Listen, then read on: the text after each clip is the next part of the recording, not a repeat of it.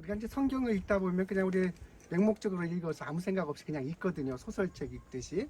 근데 분명히 그 세례자 요한은 예수님보다 6개월 먼저 태어나서 유다 인근에 태어났고 죽었어야만 되거든요. 네. 근데 죽지 않고 살아났거든요. 그래서 나중에 예수님이 오실 길을 준비했었던 그런 인물 어떻게 살았지? 그러니까 부살이야 다 죽였는데 그죠? 그 얘기죠. 네, 그러니까 당연히 하느님의 은총이 있었구나, 하느님의 섭리가 있었구나 라고 이제 이렇게 되돌아가는 거예요. 그리고 나서 이제 아인카렘은 여기서 저기 직선거리로 3km밖에 되지 않아요. 돌아오면 6km인데. 네. 그래서 이제 여기에 보면 중턱에 우물이 있어요. 동굴이 있고.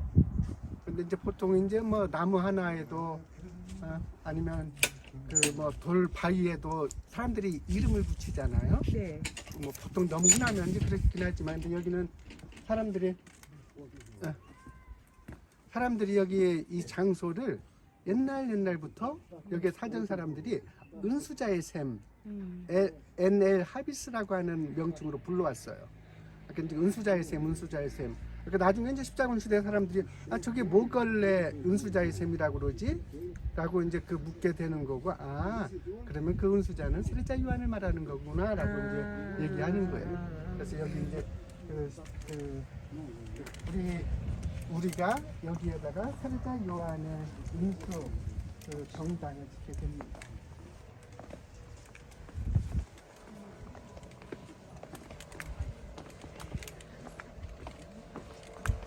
또 하나 이제 보면 모든 강들이라든지 계곡들은 민족들의 경계가 됐었어요, 그죠? 네. 특별히 이제 여기 유다 이 지파들 12지파들이 이렇게 분배되는 그런 과정들을 보면 다 이제 큰 강이나 계곡들을 사유로 되는데 밑에가 소래골짜기예요.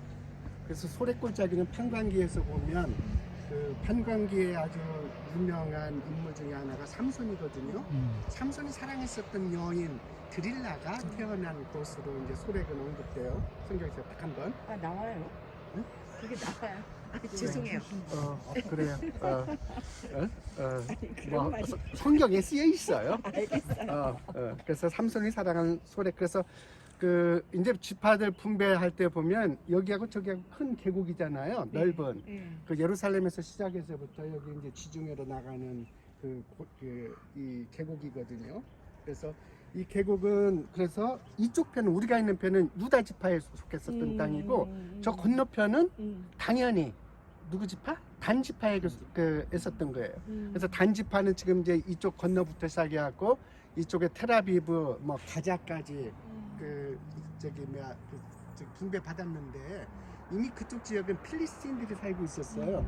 철기 문명을 갖고 있던 사람들이고 이 유다 지파들은 그때 이제 이미 그냥 몽둥이 들고 다니던 그런 뜨내기 떠돌이였었으니까.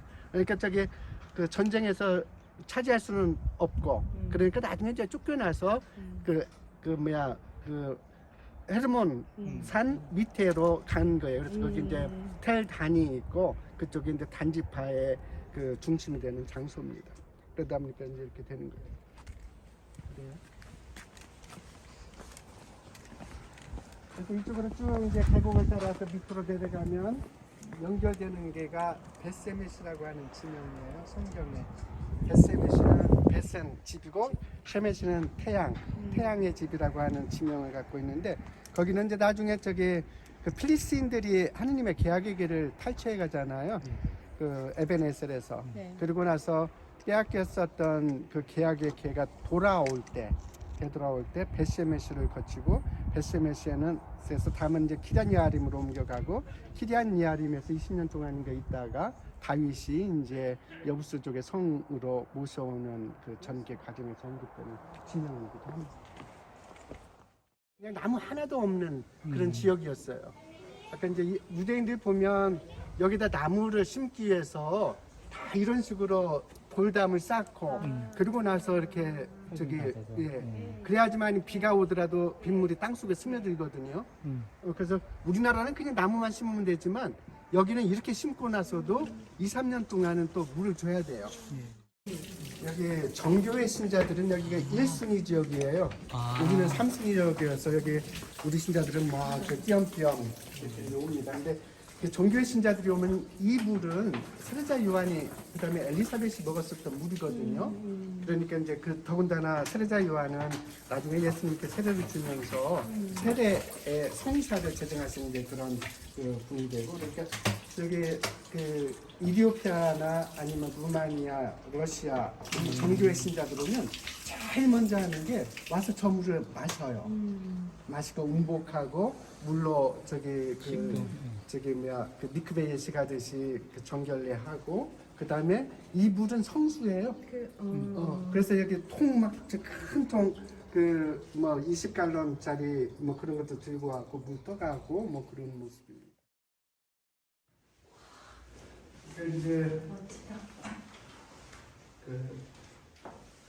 우리 그 교회 역사에서 가장 먼저 은수 생활을 시작하는 게 이제 그 이집트의 성 안토니오 성인이라고 얘기하지만 그 이전에도 사람들의 그 종교 신성 안에서 그 수도자들은 많이 있었던 거예요. 하지만 이제 본격적으로 우리가 그 안토니오 성인을 얘기하는데 그 모든 수도자들이 살았었던 장소는 마을로부터 많이 떨어져 있는 한적한 곳, 사람들로 이 세속의 유혹을 받지 않을 그 거리에 떨어져 있었고, 그 다음에 그렇기 때문에 가장 중요했었던 게 물이에요. 더군다나 이제 사막 지형에서 굉장히 물이 중요했었고, 그 다음에 그 뜨거운 햇빛을 가릴 수 있는, 그 다음에 밤에 그 추위를 견딜 수 있는 이 동굴이 중요했었어요. 그래서 딱 그 물과 이제 여기 이 동굴은 수도 생활의 기본 장소예요.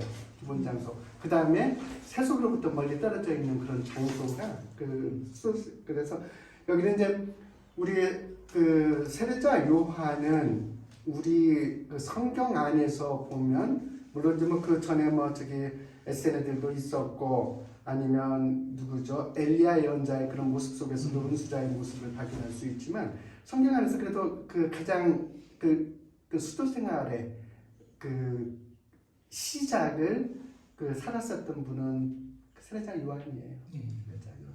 그래서 여기도 보면 이제 거기서도 보면 하나님의 도우심으로, 그러니까 유다 인근에 있는 2살 미만의 모든 사내 아이들은 죽었어야만 되는데 그 죽지 않고 그 나중에 그 살아남아 있는, 그다음에 예수님의 오실 길을 준비했었던 세례자 요한을 보면서 그 이전에 이제 그 신앙인들은 하나님의 도우심이 있었다. 그래서 하나님의 도우심으로 엘리사벳이 이제 우리 아인카렘 방문 성당 갔었겠지만 거기서 보면 이제 헤로데 병사들의 그 학살 장면이 있어요, 그죠? 네네네. 그래서 이것을 이제 언급하고 있는 게 그 야고보의 원복음이에요. 그 외경. 그래서 이제 거기에서 보면 그 예수님이 태어나고 헤로데의 그 학살 명령이 있고, 그래서 바로 그날 아버지 지가리아는 대성전에서 살해당해요. 살해당하고 시신까지 이제 없어져 버리는 탈취되는 그런 모습으로 이제 이야기하고 있고, 그래서 이 죽음을 이제 눈앞에 목전에 둔 이 엘리사벳은 아기를 안고 뛰어가는데 병사들한테 금방 잡히죠, 그죠? 그러니까 아기를 이제 안고 뛰면서 울고 불고 하니까 하느님께서 두 모녀를 돌 뒤에 이렇게 숨겨주는 모습으로, 그래서 거기서 이제 이렇게 살아났고, 그리고 나서 이제 세례자 요한 이 엘리사벳이 어린 아들을 데리고 와서 살았었던 장소가 바로 여기. 그래서 그 모녀가 마셨었던 이 샘물의 기원이 그래서 은수자의 샘이라고 사람들이 이제 불리어지게 된 그런 겁니다. 그래서 여기가 이제 그 세례자 요한이 살았었던 장소가 되는 거고요. 그 다음에 위쪽에 가면 그래서 당연히 그러면 그 세례자 요한에게 엘리사벳은 할머니예요. 우리들이 생각하는 그런 엄마가 아니라 아기를 낳지 못하는 그 나이에 낳은 그런 거기 때문에 이제 돌아가셨겠죠, 그죠? 그러니까 엘리사벳의 무덤은 저기 위쪽에 있어요.